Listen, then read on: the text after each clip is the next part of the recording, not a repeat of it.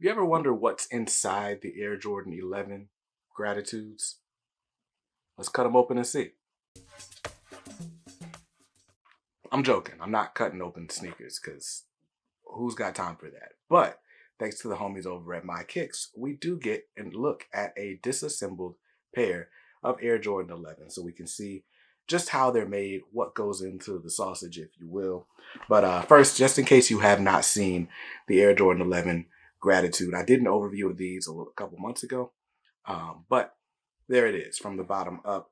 We got the nice translucent, milky, almost goldish outsole. We got black traction pods, gold on the carbon fiber, and other than that, we got the black leather, or excuse me, black patent leather, and then we got the super soft white tumbled leather. All in all, a dope shoe, one of the best of the year for certain. Can't even lie, I love this shoe. I'm not even a big Jordan 11 head, but that's that. That's the shoe. You've seen it before. You've seen it on my feet, like you've seen it all over the place. So there you go. But what's inside the Air Jordan 11? How are these made? How do these stack up to the real thing? Well, to find out, we can just sort of disassemble this shoe. Like I said, this shoe came to me disassembled. And let's go ahead. So the upper is the upper, right? Now we've seen the uppers. The uppers are typically not just straight up open like this. They're typically sewn onto a Strobel board. And you know, you'll see that. So that's how this gets its shape. It's kind of folded over and sewn on there. They didn't bother to do that for this pair, but they do allow us to get a nice look at the midsole and outsole. In this case, it's a couple pieces that are fused together. So this outsole piece is one piece. The carbon fiber shank plate is a second layer.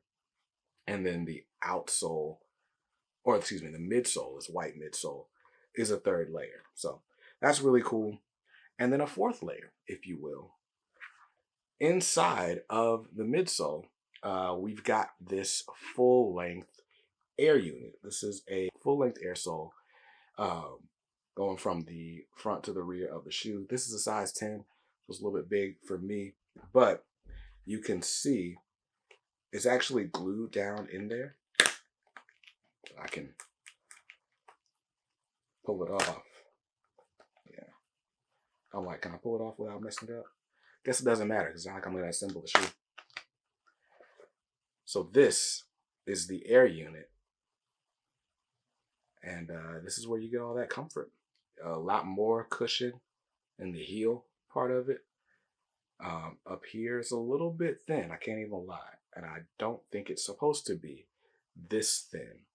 But still feels nice enough on your feet. So that's that. And it fits nicely into this little cutout. So nice stuff. Nice stuff.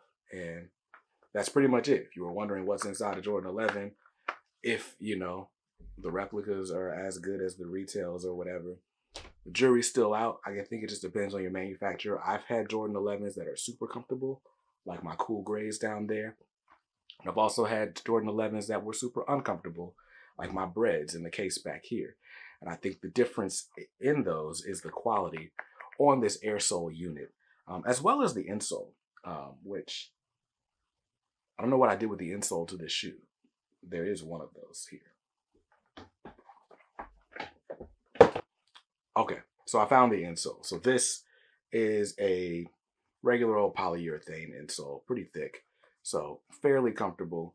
This combined with this is what's going to get you that really plushy on foot feel. But yeah, I do think this air unit could be thicker. Like the way I feel, if it's not comfortable in your hand, it's not going to be comfortable on your foot. So just be aware of that. And that's going to do it for this overview. I'll see y'all in another video real soon. Peace.